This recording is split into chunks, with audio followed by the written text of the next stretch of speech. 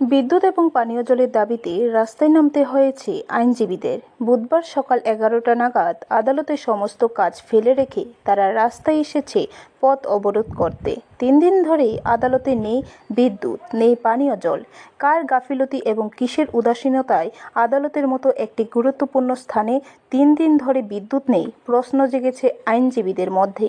আইনজীবী সঞ্জীব চৌধুরী বলেন, বিদ্যুৎ এবং পানীয় জলের দাবিতে রাস্তায় এসে পথ অবরোধ করা অত্যন্ত দুঃখজনক বিষয়, কিন্তু আদালতে 3 দিন ধরে ন্যূনতম বিদ্যুৎ ও পানীয় জলের পরিষেবা নেই। এই বিদ্যুৎ পরিষেবা আদালতে না থাকার কারণে একটি পিটিশন দেওয়ার মতো ব্যবস্থা নেই। ত্রিপুরা বার অ্যাসোসিয়েশনের পক্ষ থেকে একাধিকবার ফোন করা হয়েছে, কিন্তু ফোনে বিদ্যুৎ নিগমের কর্মীদের ব্যস্ত পাওয়া গেছে। তারপর বিদ্যুৎ নিগমের অফিসে গিয়ে বিষয়টি অবগত করা হয়েছে। তারপরেও বিদ্যুৎ নিগমের কর্মীরা বিদ্যুৎ সংস্কারের কোনো উদ্যোগ গ্রহণ করছে না। তাই প্রশাসনের দৃষ্টি আকর্ষণ করতে আগরতলা আদালত চত্বরে অর্থাৎ ফায়ার সার্ভিস চৌমুহনী সংলগ্ন এলাকায় পথ অবরোধ করতে বাধ্য হয়েছে আইনজীবীরা।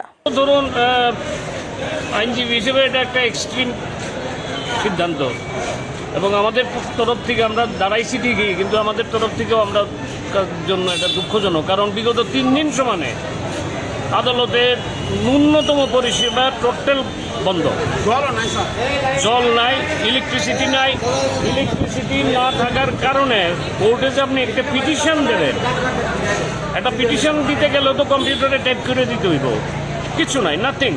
তো এই পরিস্থিতিতে আমাদের মাননীয় সভাপতি, অ্যাসোসিয়েশনের সেক্রেটারি টাইম এন্ড এগেইন অথরিটিরে ফোন করছে, ফোন ধরে না। পার্সোনালি ভিজিট করছে, কোনো সদুত্তর নেই। আজকে 3rd ডে। এমনি তো প্রাকৃতিক বিপর্যয়, এটা আমরাও উপলব্ধি করি। কারণ প্রথম পরশুদিন থেকে যখন শুরু হয়েছে, আমরা কেউ আন্দোলনের লেগে রাস্তায় নেমে দাঁড়াই নাই, কেউ দাঁড়াই নাই। কারণ এটা একটা natural calamities. We are also member of the public. আমরা বুঝি যে এটা হইতেই পারে, এটার কারোর কন্ট্রোলে নাই।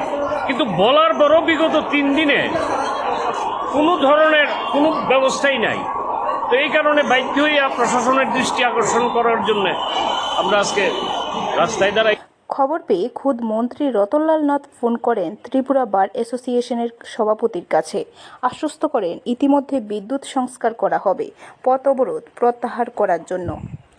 ব্যুরো রিপোর্ট, খবর ত্রিপুরা।